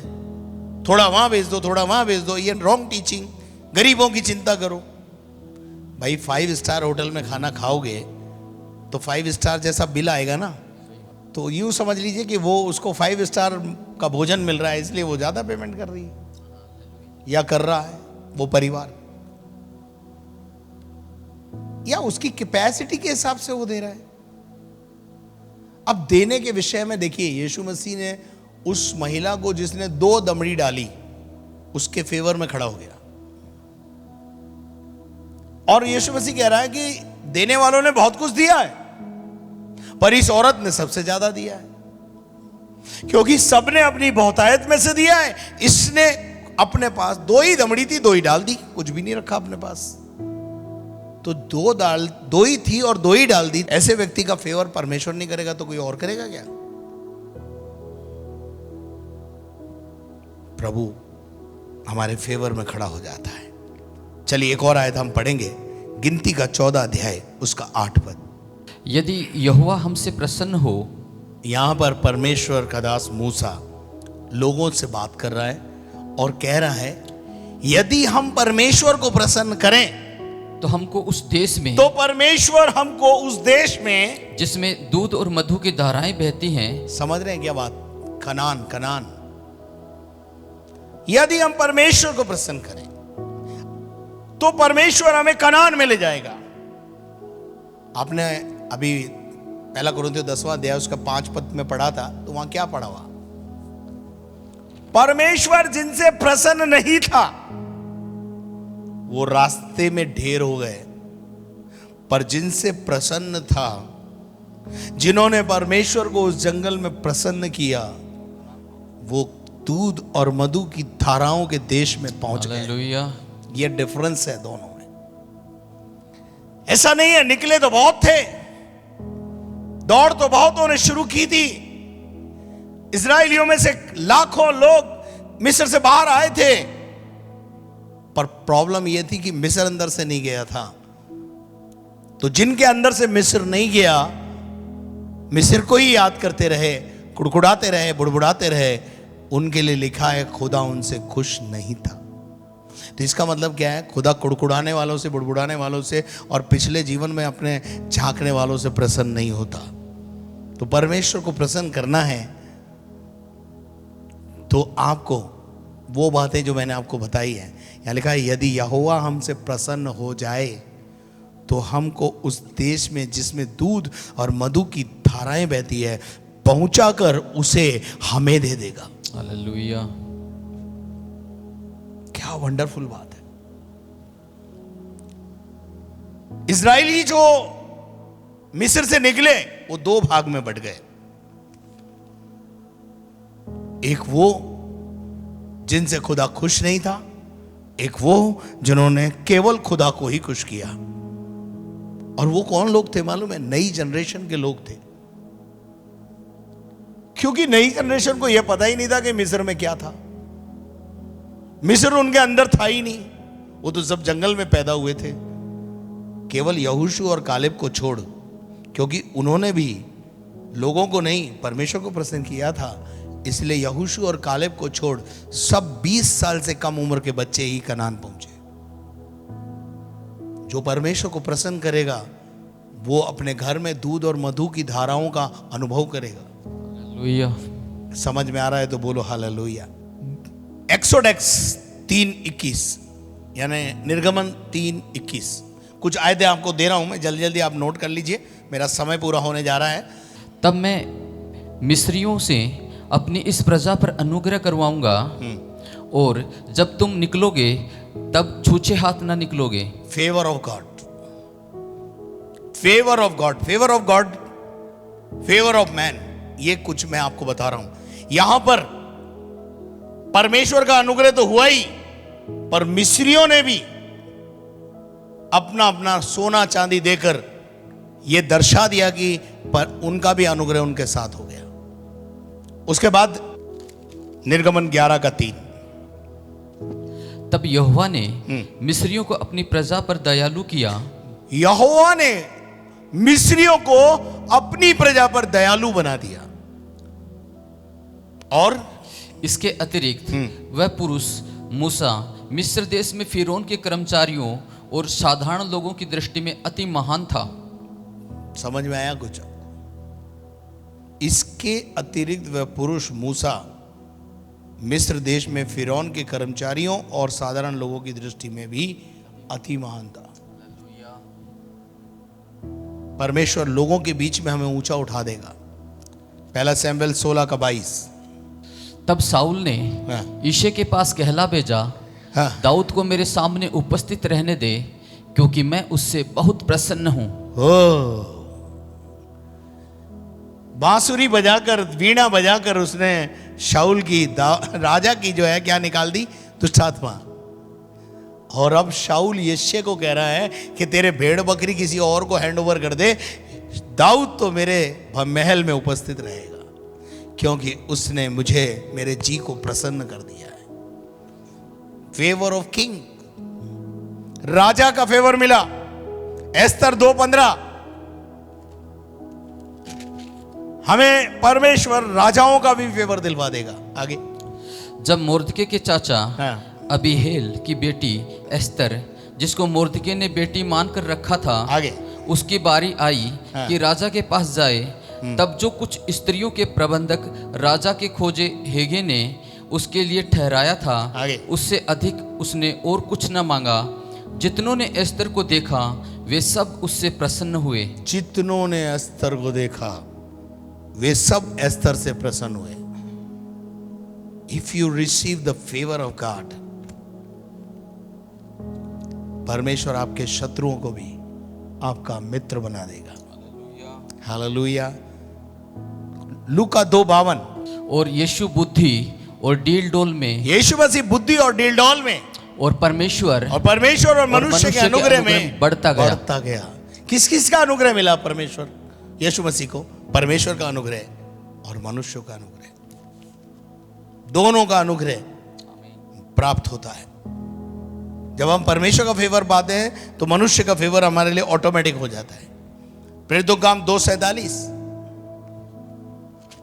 पढ़िए, चेलों के विषय में वहां बात हो रही, चेलों का समय आ गया है। और परमेश्वर की स्तुति करते थे, लोग परमेश्वर की स्तुति करते थे, और सब लोग उनसे प्रसन्न थे। सब लोग उनसे प्रसन्न थे। ये उनसे कौन है मालूम है? चेलों से। Those who are serving here। Hallelujah. यहां तो स्थिति यह है कि पास्टर लोगों को खुशी नहीं कर पाता है, but they receive the favor of assembly।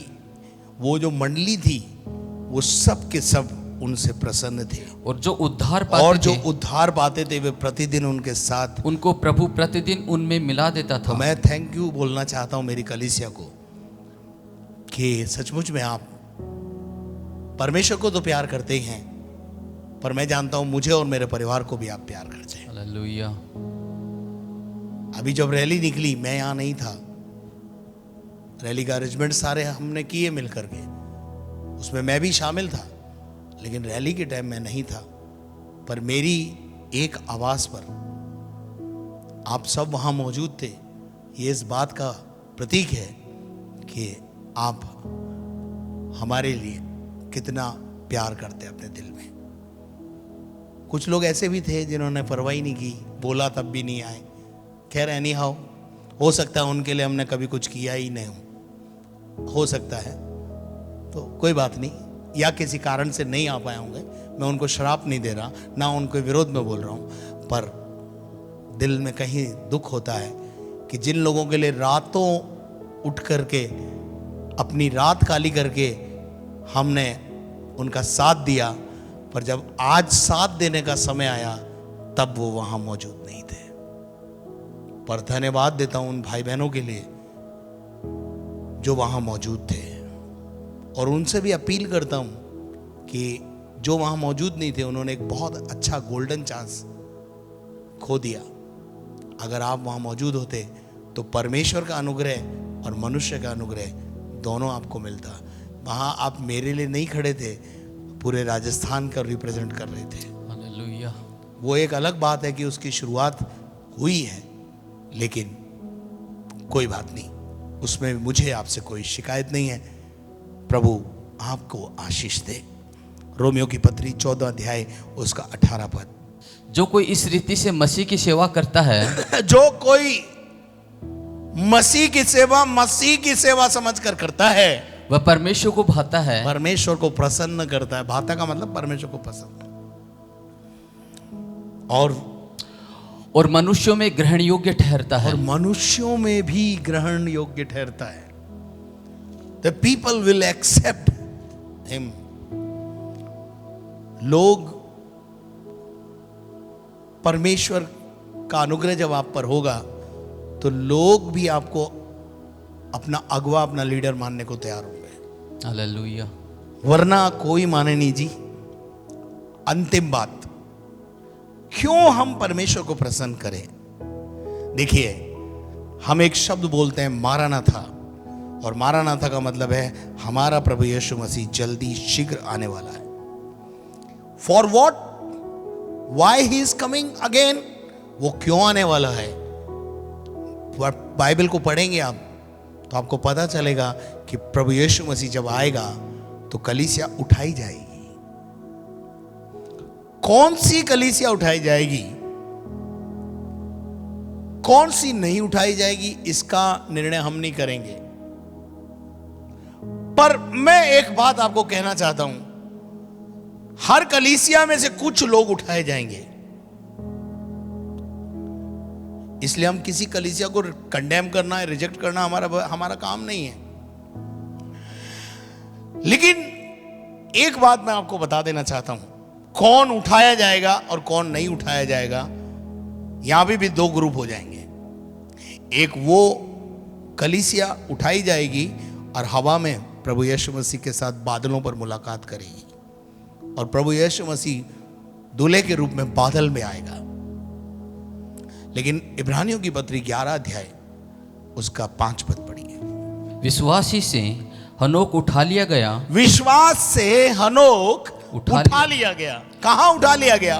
स्वर्ग में उठा लिया गया। विश्वास हनोक ने किया, और उसके विश्वास के कारण हनोक जिंदा उठा लिया गया कि मृत्यु को ना कि देखे, मृत्यु को ना देखे, और उसका पता नहीं मिला, और उसका बाद में लोगों ने उसे बहुत ढूंढा परंतु उसका पता नहीं मिला। आगे, क्योंकि परमेश्वर ने क्योंकि उसे उठा लिया था, किसने? परमेश्वर ने उसे जिंदा उठा लिया। आगे, और उसके उठाए जाने से पहले, उसके उठाए जाने से पहले सारे जमाने में उसके विषय में एक गवाही दी गई, और वो गवाही क्या थी? कि वो अपनी मैडम को प्रसन्न करता रहा, अपने पड़ोसी को प्रसन्न करता रहा, अपने बुआ को प्रसन्न करता रहा। ना ना ना ना ना, उसके लिए ये गवाही दी गई कि उसने दुनिया को नहीं, परमेश्वर को प्रसन्न कि उसने परमेश्वर को प्रसन्न किया है।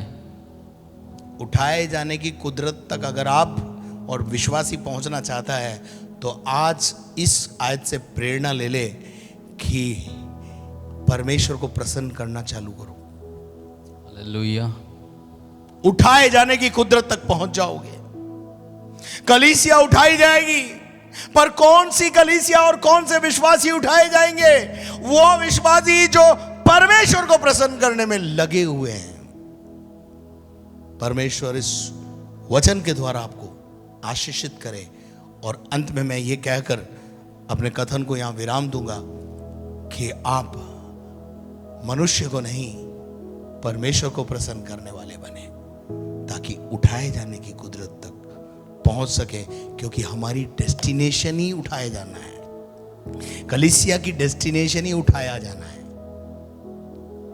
और हवा में बादलों से मिले, बादलों में यीशु से मिले, अपने दूल्हे से मुलाकात करें। आइए अपनी आंखों को बंद करें, अपने स्थानों पर खड़े होकर अपने जीवन को डेडिकेट करें। आज सिर्फ एक निर्णय लें, मैं आज से केवल और केवल परमेश्वर को प्रसन्न करूंगा, क्योंकि परमेश्वर को प्रसन्न करने के फायदे मुझे पता चल गए। झरोका खुलता है, दुश्मन मित्र बन जाते हैं, उठाए जाने की कुदरत तक पहुंच जाते हैं, परमेश्वर का फेवर मिलता है।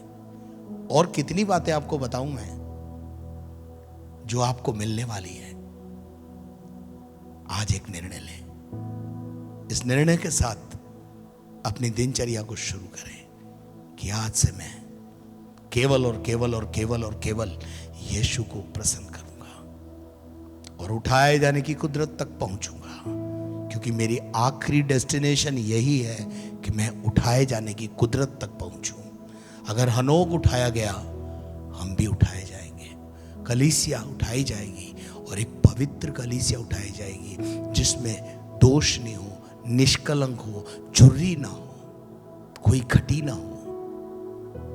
आइए प्रार्थना करें। स्वर्गीय दयालु पिता परमेश्वर, आए हुए समय से लेकर अब तक आपने संभाला, वचन की सेवकाई करने के लिए आपने बल दिया। बंधन तोड़ प्रभु, आज एक निर्णय के साथ अपने जीवन को हम शुरू करें प्रभु जी, फिर से रिवाइव कर प्रभु जी। आज हम एक निर्णय लें प्रभु कि हम दुनिया को नहीं, तुझे खुश करेंगे, क्योंकि तुझे खुश करने से तेरा फेवर हमको मिलेगा।